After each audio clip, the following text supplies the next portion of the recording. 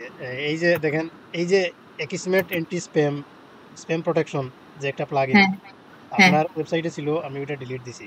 কারণ ওইটা ইনঅ্যাক্টিভ, মানে ডিঅ্যাক্টিভেট হিসেবে আসলো আরকি। কিন্তু আচ্ছা। ওইটাতে সেটিং করতে একটু ঝামেলা আছে। এইজন্য এটার পরিবর্তে এটার অল্টারনেটিভ একটা খুব সহজ প্লাগইন আছে। আমি ওইটা ১ম এ দেখাইতেছি। তারপরে আমি দেখাইবো কিভাবে ইউজার এড করবেন, ডিলিট করবেন। আচ্ছা, ১ম এ হুম। দেখেন এটা। এটা একটা প্লাগইন আছে। আচ্ছা, এটা আপনি ওই ভিডিও করে ফেলান, হ্যাঁ? হ্যাঁ, রেকর্ড হইতেছে। ক্লিন টক নামে একটা প্লাগইন আছে। আচ্ছা, এই দেখেন, স্প্যাম প্রোটেকশন, অ্যান্টি স্প্যাম ফায়ারওয়ালের মতো কাজ করে আরকি এটা। ইনস্টল আচ্ছা। দিলাম, অ্যাক্টিভ দিলাম। হ্যাঁ। আপনার ওয়েবসাইটে যখন কোনো একটা ফর্ম থাকে, আ ওই ফর্মের মাধ্যমে অনেক স্প্যাম আসে আরকি, মেসেজ আসে। ওইগুলা প্রোটেকশন করার লাগিয়া করতে হবে। এখানে অ্যাক্সেস কি চাইতেছে। আমাদের অ্যাক্সেস কি লাগবে না। কারণ এই যে গেট দ্য অ্যাক্সেস কি, ওইটাতে যদি ক্লিক করি তাহলে অটোমেটিক জেনারেট হইব। এই দেখেন। এইবার এই দেখেন, রেজিস্ট্রেশন ফর্ম যদি আপনার থাকে, কমেন্ট ফর্ম থাকে, কন্টাক্ট ফর্ম থাকে আপনার ওয়েবসাইটে, কাস্টম কন্টাক্ট ফর্ম হুম। থাকে, অথবা ইমেইল, এই ধরনের যত আছে, এই সবগুলা কাজ, এগুলাতে অনেক স্প্যাম আসে। এগুলা প্রোটেকশন এই দেখেন, অ্যাক্সেস কি জেনারেট হইছে, তারপরে এইটা টিক চিহ্ন, আগে লাল ক্রস ছিল, এবার টিক চিহ্ন এটা হইছে। এবার সেভ চেঞ্জেস দিলাম, কাজ শেষ। এবার আপনার ওয়েবসাইটে যদি কোনো ফর্ম থাকে বা নতুনভাবে কোনো ফর্ম ক্রিয়েট করেন, যেমন আমি দেখাই আমার একটা ওয়েবসাইটে,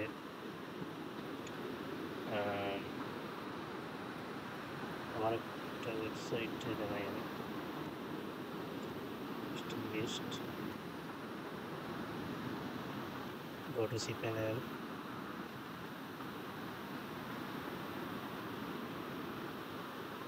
উদাহরণস্বরূপ দেখাইতেছি আমি।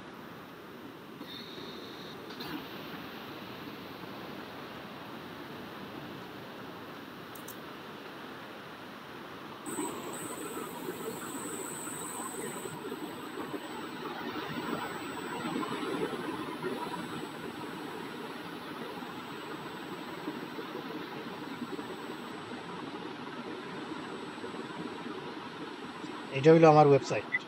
এই হুম। দেখেন, এখানে কমেন্টে যদি ক্লিক করি, তাহলে দেখেন এখানে এই যে আমার স্প্যাম লিংক দিয়ে রাখছে। তারপরে ইমেইল আছে। আচ্ছা, তারপরে এই দেখেন আমার কন্টাক্ট ফর্ম আছে। কন্টাক্ট ফর্মে যদি যাই,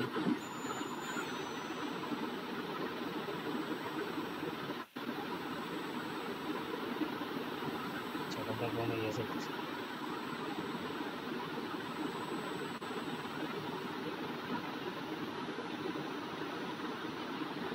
আচ্ছা, আমি উদাহরণস্বরূপ কিছু দেখাইতেছি। এখানে অনেকগুলা সাবমিশন, অনেকগুলা মেসেজ আগে ছিল আর কি। ওগুলো আমি সব ডিলিট করছি। এখন যদিও নাই, এই জন্য দেখাইতে পারতেছি না। অনেকগুলা আসলো এখানে, মেসেজ ছিল আর কি। এই যে কমেন্ট বক্সেও এইরকম অনেকগুলা স্প্যাম থাকে। এগুলারে আমরা যদি এইভাবে ম্যানুয়ালি স্প্যাম হিসাবে যদি চিহ্নিত করি, তাহলে অনেক সময়ের ব্যাপার। এই জন্য আমি যে প্লাগইনটা দেখাইছি, এই প্লাগইনে অটোমেটিক ওই স্প্যাম যেগুলো, ওইগুলারে স্প্যাম হিসাবে করিয়া আপনারে করবো, সাইটটারে প্রোটেকশন দিব আর কি। এই স্প্যামের মাধ্যমে অনেক লিঙ্ক ঢুকাইয়া, ওয়েব শেল, তারপরে অনেক ধরনের লিঙ্কের মাধ্যমে ওয়েবসাইটের অ্যাক্সেস নিতে পারে, ওয়েবসাইটে হ্যাক হয়, এইরকম করি আর কি। এটার লাগি এই প্লাগইনটা খুবই কার্যকরী। Alexa, stop. আচ্ছা, এইবার দেখেন ইউজার কিভাবে করবেন। ইউজার্সের আন্ডারে এড ইউজার দিবেন। এখানে আপনার ইউজার নেম একটা দিবেন, মনে করেন আয়েশা 01। ইমেইলটা লাগবো, আহ, মনে করেন আমার একটা ইমেল দিয়ে দিলাম, সাপোজ আর কি। আমি এটা ডিলিট করি, আবার দেখাই। ফার্স্ট নেম লাস্ট নেম লাগবে না। এইখানে পাসওয়ার্ড, একটা স্ট্রং পাসওয়ার্ড লাগবো। আমি আপাতত এটা দিলাম, 123, কনফার্ম দিলাম। এইখানে সাবস্ক্রাইবারের জায়গায় আপনি যারা দিয়ে কাজ করাইবেন, কোনো ডেভেলপার হায়ার করলে এডিটর অ্যাক্সেস দিবেন, অথবা অ্যাডমিনিস্ট্রেটর অ্যাক্সেস দিয়া এড ইউজার দিবেন। এইবার অল ইউজার্সে যদি যান, বাম সাইডে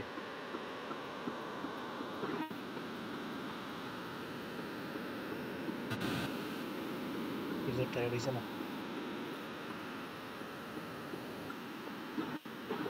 আচ্ছা, আরেকবার দেখি।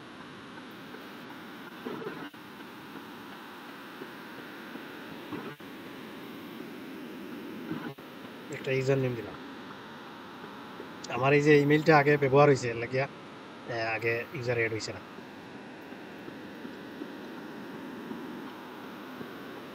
উদাহরণস্বরূপ একটা ইমেল দিতেছি আর কি। এটা এই ধরনের কোনো ইমেল নাই যদিও। 1 2 3 দিলাম, রুল অ্যাক্সেস দিলাম। এই যে রোল মানে কি হিসাবে কাজ করব, এড ইউজার দিলাম। কিন্তু নিবে যে আপনার মেল তো কারেক্ট মেল না, নিবে এটা? এই যে নিচে তো এই যে xyz, এই আহ, দেখেন আচ্ছা xyz@gmail.com। এবার আচ্ছা ইউজার এড করলাম। এবার যদি অল ইউজারে যান, এই যে অল ইউজারের আন্ডারে এই দেখেন অ্যাডমিনিস্ট্রেটর হিসাবে কয়জন আছে? 3 জন আছে। আচ্ছা 3 জন অ্যাডমিনিস্ট্রেটর হিসাবে আছে। যদি এটা এডিট করিয়া আমি যদি রুলটা চেঞ্জ করি, রুল কই গেল, এই যে এডিটর দিয়া দেই, আবার যদি আপডেট ইউজার দেই, তবে রুল চেঞ্জ হয়ে যাব। আবার অল ইউজারে গেলাম, এই দেখেন অ্যাডমিনিস্ট্রেটর হিসাবে 2 জন আছে, এডিটর আছে 1 জন। আচ্ছা আচ্ছা, এইবার যদি ডিলিট করতে চান, এই যে ডিলিট বাটন আছে, ডিলিট করবেন, শেষ। কনফার্ম ডিলিশন, শেষ। তার মানে ডিলিট করার আগে কি রোল চেঞ্জ করতে হবে? না না না, না, ডিলিট করতে হলে তখন আরেকজন যে অ্যাক্সেস দিয়েছেন ওই অ্যাক্সেস শেয়ার পাবে না। অ্যাক্সেসটা চেঞ্জ করা কিভাবে করে ওইটা দেখাইলাম। মনে করেন বলে ও আপনি আচ্ছা। অ্যাডমিনিস্ট্রেটর অ্যাক্সেস দিয়েছেন, পরে দেখছেন, এই যে এটা তো আমারটা, নিচেরটা তো আমারটা। হ্যাঁ আমি শেষ করি। মনে করেন আপনি অ্যাডমিনিস্ট্রেটর অ্যাক্সেস দিয়েছেন, অথবা পরে মনে হইলো যে অ্যাডমিনিস্ট্রেটর অ্যাক্সেস না দিয়া এডিটর অ্যাক্সেস দিলে ভালো হইতো। এটা এডিট করিয়া যদি এডিটর অ্যাক্সেস আপডেট করেন পারবেন, আর যদি সাবস্ক্রাইবার করতে চান তাও পারবেন। যে মানে এটা আপডেট দেখাইলাম আর কি। প্রথমে ক্রিয়েট করলাম জি। এড ইউজার দিয়া, এড ইউজার নতুন একটা বানাইলাম, তারপরে আপডেট কিভাবে করে ওইটা দেখাইলাম, তারপরে ডিলিট বাটনে ক্লিক করিয়া ডিলিট কিভাবে করে ওইটা দেখাইলাম। বুঝছেন এইবার? কিন্তু সাদিক ভাই একটা প্রশ্ন, আমারটা তো আপনার কাছে এখন, তাই না? তা আপনার কাছে ডিলিট অপশন থাকবে কেন? আমি না আপনার ডিলিট করব? না না, আমারে তো অ্যাডমিনিস্ট্রেটর অ্যাক্সেস দিয়েছেন, এই জন্য আমি এই বাকি অ্যাডমিনিস্ট্রেটর যারা আছে তারাও ডিলিট করতে পারবো। এই জন্য বাইরের যদি কাউকে দিতে চান, সবসময় ওই ইয়ে করবেন, ইউজার এড করার সময় আপনি রুলে গিয়া এই যে এই জায়গায় গিয়া রুলের আন্ডারে এডিটর অ্যাক্সেস দিয়ে দিবেন, তাইলে আপনারা ডিলিট করতে পারতো না। বুঝছেন?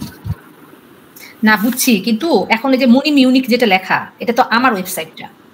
হ্যাঁ, এটা আপনি অ্যাডমিন হিসাবে আছেন, আমার যে অ্যাডমিন অ্যাক্সেস দিয়েছেন, এই জন্য আমিও চাইলে আপনারা ডিলিট করতে পারবো। আচ্ছা, আর তখন আপনি আমি যখন আমার ঢুকবেন, আমার ওয়েবসাইট থেকে নাই হয়ে যাব? হ্যাঁ হ্যাঁ, তখন আপনি যখন ঢুকবেন তখন আপনি চাইলে আমারে ডিলিট করতে পারবেন। এই জন্য এই যে এখানে দেখেন রুলের আন্ডারে অ্যাডমিনিস্ট্রেটর দেওয়া আছে। যদি এডিট অ্যাক্সেস থাকতো আমার, হ্যাঁ তাইলে এই জায়গায় ডিলিট আমার দেখাইতো না। আচ্ছা, তার মানে সেকেন্ড কাউকে দিলে অ্যাকচুয়ালি তো উচিত অ্যাডমিনিস্ট্রেটর হিসেবে না দিয়ে এডিটর হিসেবে দেওয়া। এডিটর হিসাবে দেওয়া। আমি আচ্ছা অ্যাডমিন অ্যাক্সেস নিয়ে এই জিনিসটা দেখাইলাম আপনাকে। এখন আচ্ছা আমারে আচ্ছা যদি এই চেঞ্জ করিয়ে আপডেট করেন এডিটর অ্যাক্সেস হিসাবে, তাইলে ওইব, আমি কাজ করতে পারবো, কোনো সমস্যা নেই। আচ্ছা, আচ্ছা, এবার বুঝছেন? হ্যাঁ হ্যাঁ, ঠিক এবার আছে, ইনশাল্লাহ বুঝছি। আমরা রেকর্ডটা আচ্ছা, এখানে এটা রেকর্ড করছেন তাই না? এটা রেকর্ড করছেন তাই না সাদিক ভাই?